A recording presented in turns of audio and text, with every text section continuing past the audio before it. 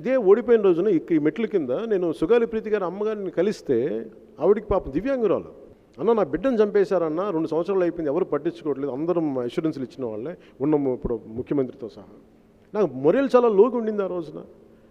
ఏదో నిలబడ్డాం, ఒక మాట మాట్లాడాం, తర్వాత దాన్ని కర్నూలులో తీసుకెళ్ళాం.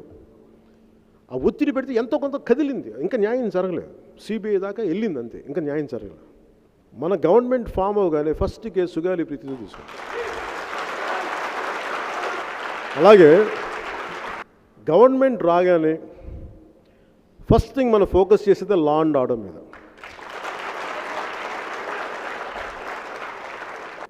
లా అందరికీ సమానంగా అప్లై కావాలి. ఇదే ఒకే ఒక్క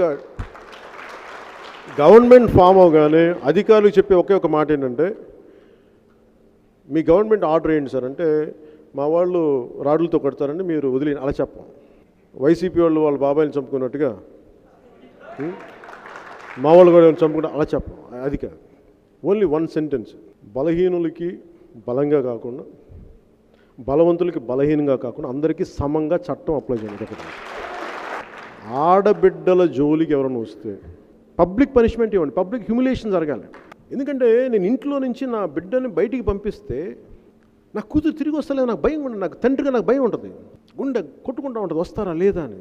ఆ భయం ఎందుకు సమాజంలో? నా ఆడబిడ్డ బయటికి వెళ్తే క్షేమంగా రావాలి. ఇంకా ఈ దేశం ఈ సంస్కృతి చాలా గొప్పది కాబట్టి ఇంకా అంత వైలేషన్ జరగట్లా. కానీ వైసీపీ లాంటి గుండాగర్దీ చేసే నాయకత్వం, క్రిమినల్స్ రాజ్యాలు వెళ్తారు, అది మనం అలౌ చేయకూడదు. ఒక్క నాయకుడు, 1 సింగిల్ లీడర్ క్రిమినల్ అయినా, క్రిమినల్ ఇంటెన్షన్ ఉన్నా మనం అర్థం చేసుకోగలం, ఓకే ఒక్కరిని హ్యాండిల్ చేయొచ్చాను. కానీ అది వ్యవస్థాగతం చేస్తే, క్రిమినాలిటీ నువ్వు వార్డు స్థాయికి దాకా ప్రతి 10 మంది అక్కడ కూర్చొని గుండాగర్దీ చేస్తే, వాళ్ళకి పోలీస్ సపోర్ట్ ఉంటే మీరు అర్థం చేసుకో, దాని తాలూకు పర్యవసానాలు మనం ఊహించుకోలేము. రేపు జరిగితే అదేనండి పాపం, పాపం అది జరిగిపోయిందండి, కొంచెం పెద్ద మనసుతో అర్థం చేసుకున్నాను, ఎవడు చెప్పుకుంటాం బాధ. 50 సంవత్సరాలు 60 సంవత్సరాలు ఉన్న పెద్దల మీద కూడా వైసీపీ గుండాలు మీ అమ్మని రేపు చేస్తాం, ఇది వాళ్ళు చెప్పేది. తట్టుకోగలమా? మిడివల్ టైమ్స్ ఇవన్నీ. తార్తార్ తాండాలు, మంగోలియన్ తాండాలు ఇలా చేసి ఊళ్ళ మీద పడిపోయి, రజాకారులు మోకలు ఊళ్ళ మీద పడిపోయి మానభంగాలు చేసే, తిరిగి అటు వెళ్ళిపోద్ది. పాప సుగాలి ప్రీతి ఇష్యూ.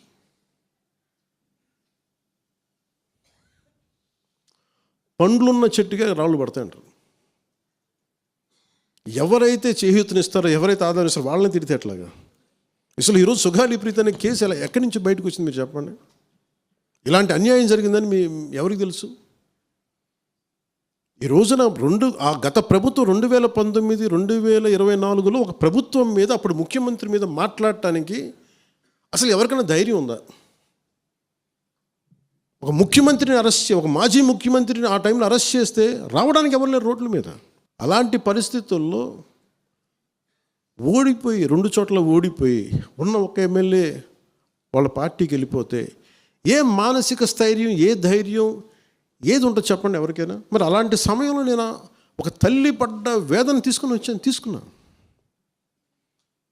నాకే సరదానా 2 లక్షల మంది జనం మధ్యలో నడుచుకుంటూ వెళ్ళి ఆ సమస్యను హైలైట్ చేసి వాళ్ళు సిబిఐకి ఇచ్చారు. సిబిఐకి ఇస్తే మన ఇంటర్నల్ పేపర్ వర్క్ మనకి ఎలా తెలుస్తుంది? ఇంటర్నల్ పేపర్ వర్క్ వాళ్ళు ఇస్తే వాళ్ళు ఏంటంటే జీవో రిలీజ్ చేశారు, మా దగ్గర నుంచి వెళ్ళింది కానీ ఎక్కడికి వెళ్ళాలో అక్కడి నుంచి ప్రొసీడ్ చేయాలి, అక్కడ ఆపేశారు.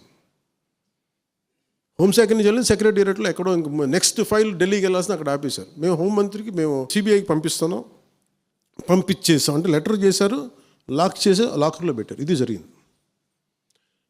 ఈ ప్రాసెస్లో ఏం చేశారు, వాళ్ళకి ఈ కేసు కొంచెం సెన్సిటివ్ కేసు కాబట్టి మీకు చెప్తాను.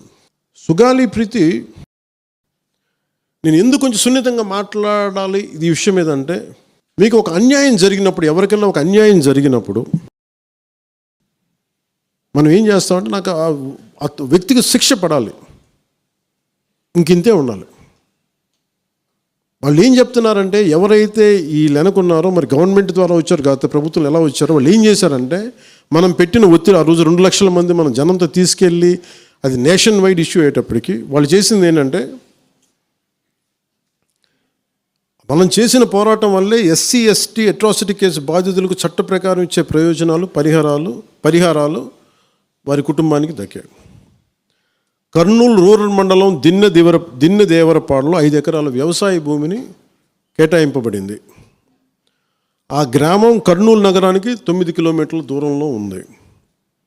ఈ రోజున మార్కెట్ వాల్యూ కనీసం ఎకరాకి అది వాళ్ళు చెప్పడం మీరు క్రాస్ చెక్ చేసుకుని 2 కోట్ల వరకు ఉంటుందని చెప్తా ఉన్నారు.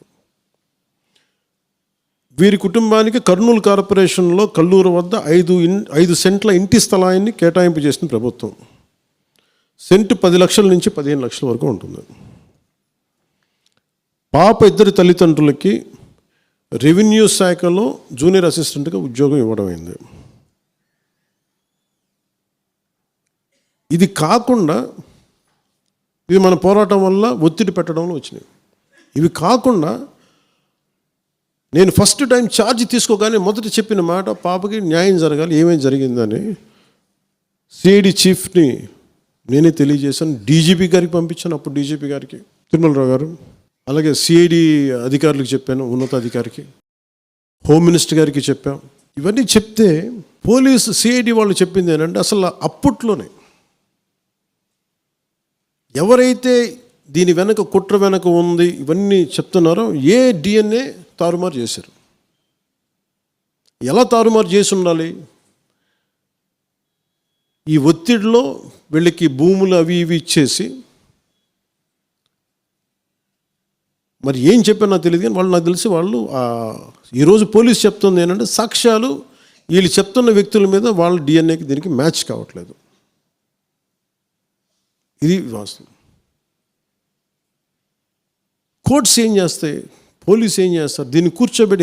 ఎందుకు చెప్తున్నానంటే, ఇది వివేకానంద రెడ్డి గారిని చంపేశారని తెలుసు అందరికీ. ఎవరైతే చేస్తున్న నిందితులు ఉన్నారో వాళ్ళు ఒక్కొక్కరుగా చంపేస్తున్నారు వాళ్ళని. మరీ గత 5 సంవత్సరాల్లో ఇట్స్ ఎ క్లాసిక్ కేసెస్ ఇవి. ఈ ప్రక్షాళనకే పూనుకున్నాం మనం. ఇది ముఖ్యంగా మన ఎమ్మెల్యేలకు కానీ, మీరు ఎంపీస్, యాజ్ అన్ ఎంపీస్ మీకు కూడా, మీరు ఈ కేసెస్ మీద మీరు రేపొద్దున అసెంబ్లీలో గళం ఎత్తాలి. మీరు తప్పదు.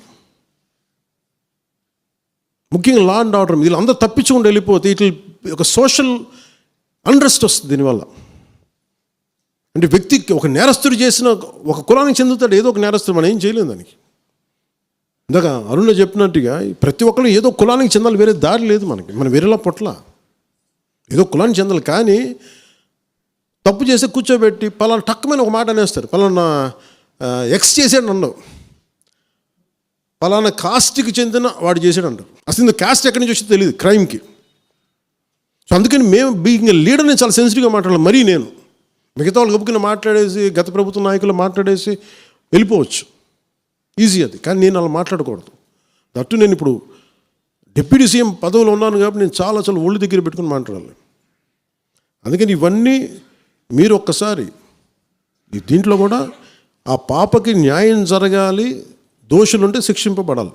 ఇలా ఒత్తిడి పెట్టాల్సిన వారికి కూడా నా విన్నపం ఏంటంటే, మీరు అసలు ఈ కేసు ఎవరి వల్ల బయటకు వచ్చింది మీరు చెప్పండి.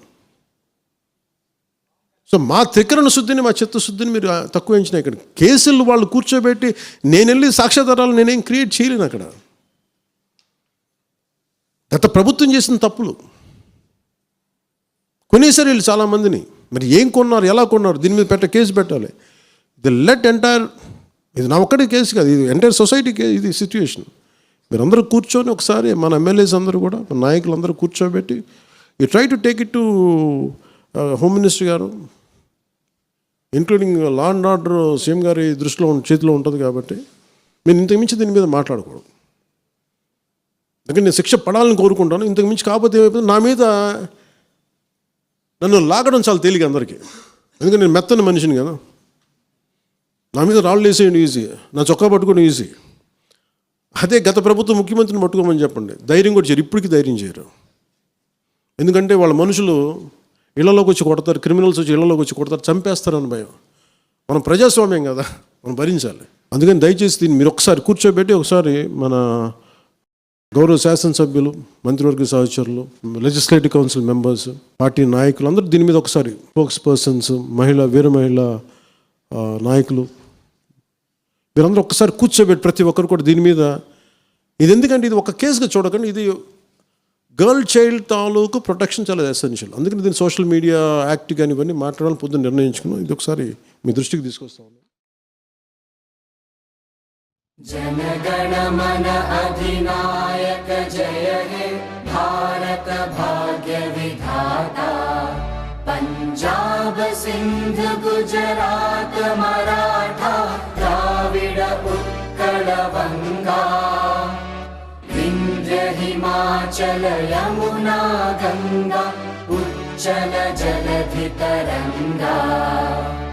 तव शुभ नामे जागे तव शुभ आशीष मागे। गाहे तव जय गाथा जनगण मंगलदायक जय हे भारत